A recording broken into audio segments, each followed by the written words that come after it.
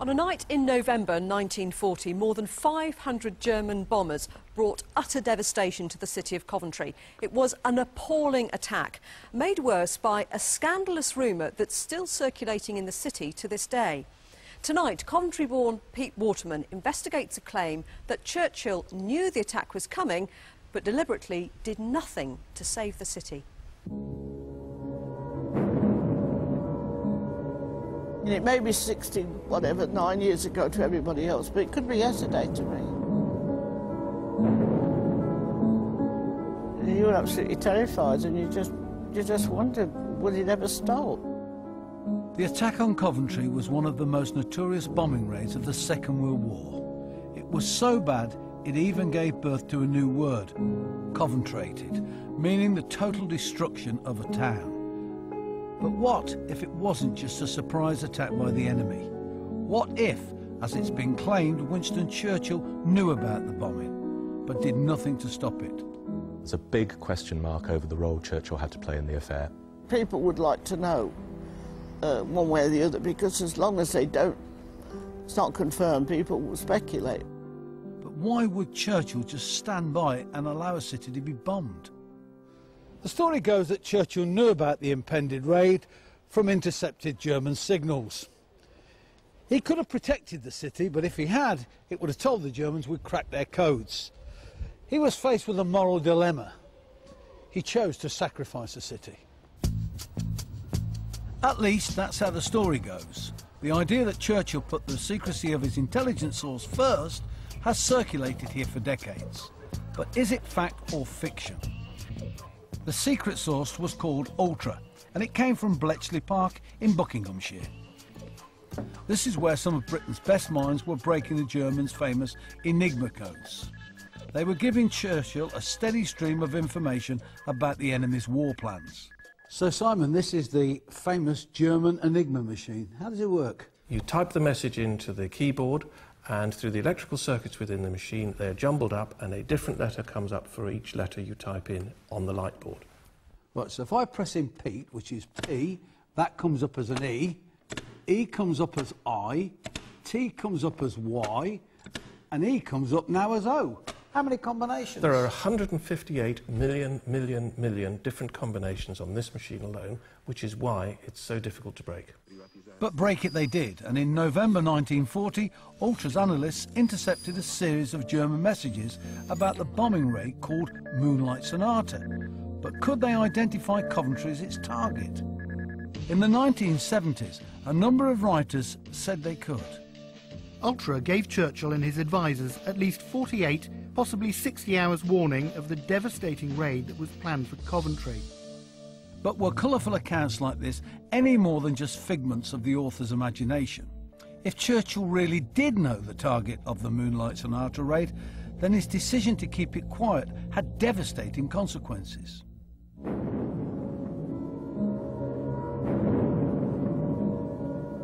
I was shocked because it was so widespread. In Hertford Street, there was all holes and people, you know, covered with blankets, bodies, and stuff was falling. We lost quite a number of friends, and some of them, they never found the bodies, they were just blown away.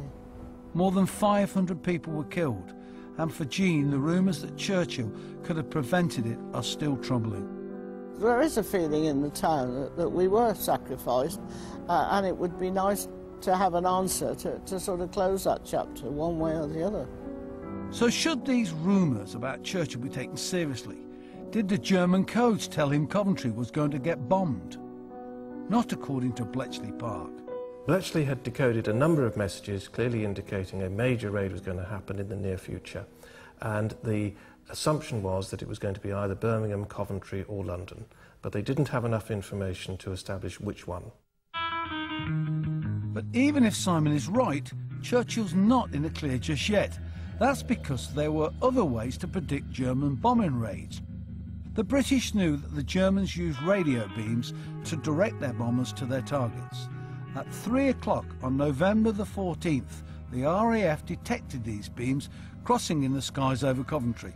They knew then that the city was the target of Moonlight Sonata.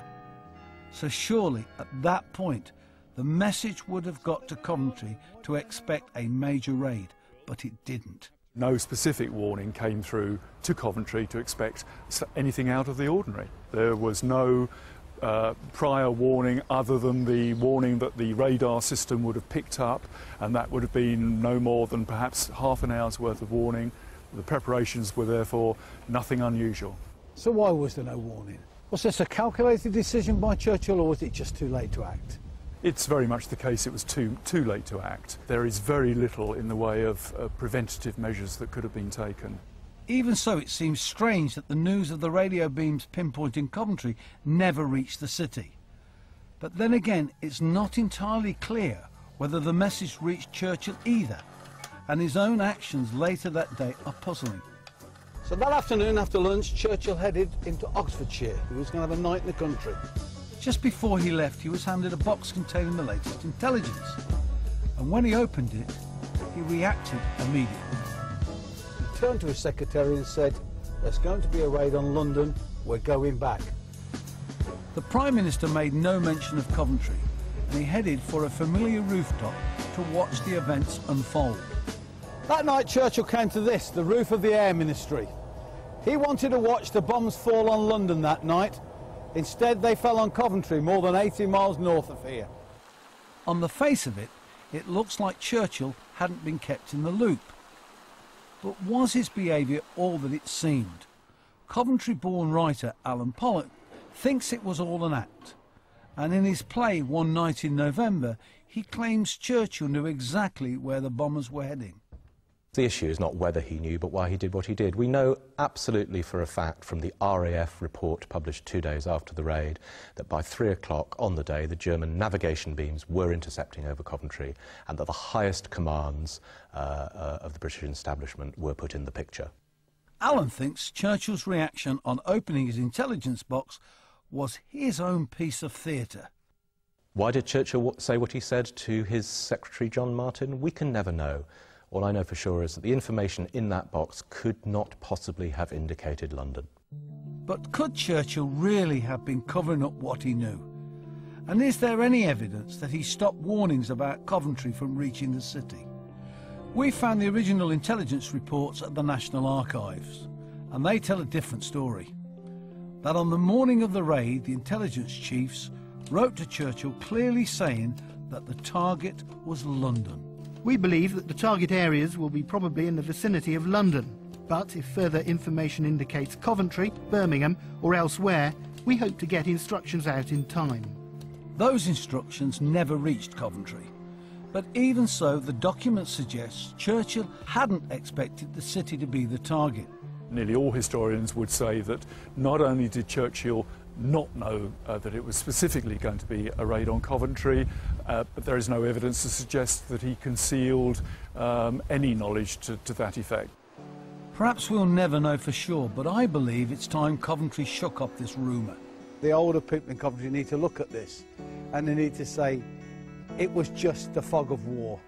I think we have to acknowledge that little could have been done to save Coventry from an attack on this scale.